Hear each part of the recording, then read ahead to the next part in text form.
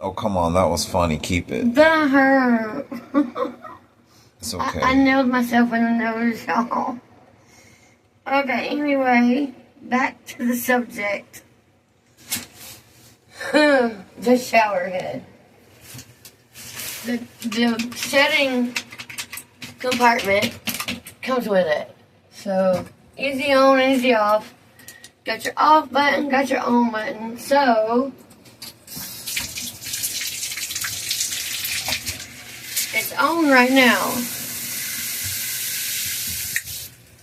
Off. One of my favorites. On. Setting 1. Setting 2 is more of a mist. Bigger mist. It's cold. Another setting of a mist. I turn it off. No. And then off. I mean, it's easy. It works really good. It's cold for real. with the mist. I love it.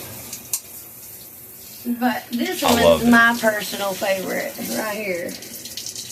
It like hits every part of your whatevers. But right off, nothing to it. And it's purty. It's purty. You just turn it off.